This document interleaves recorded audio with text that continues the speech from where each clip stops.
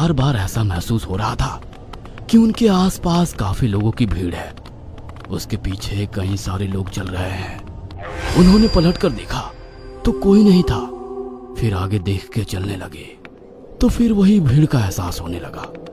राकेश डर के मारे भागने लगे तो पैरों की आवाज भी उसी रफ्तार से उसका पीछा करने लगी। राकेश को अपना घर सामने दिखने लगा तो वो और तेज घर की ओर दौड़ने लगे, पर जितना वो उस घर के पास पहुंचने की कोशिश कर रहे थे वह घर उनसे दूर होता जा रहा था। दौड़ते दौड़ते राकेश थक कर गिर गए। जब उन्होंने आंखें खोली तो चारों ओर घोप अंधेरा था।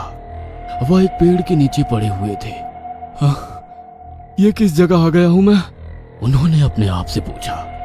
उन्होंने ऊपर पेड़ की तरफ देखा और उनके मुंह से चीख निकल गई। पेड़ की टहनियों पे पत्ते नहीं थे बल्कि कई सारी लाशें लटक रही थी। हर बार ऐसा महसूस हो रहा था कि उनके आसपास काफी लोगों की भीड़ है। उसके पीछे कई सारे लोग चल रहे हैं। उन्होंने पलटकर देखा तो कोई नहीं था। फिर आगे देख के चलने लगे तो फिर वही भीड़ का एहसास होने लगा।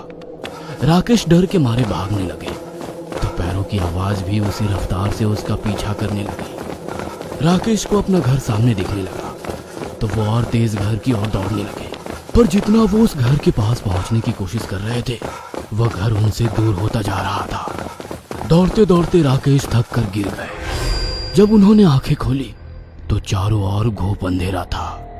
वह एक पेड़ के नीचे पड़े हुए थे। ये किस जगह आ गया हूं मैं? उन्होंने अपने आप से पूछा।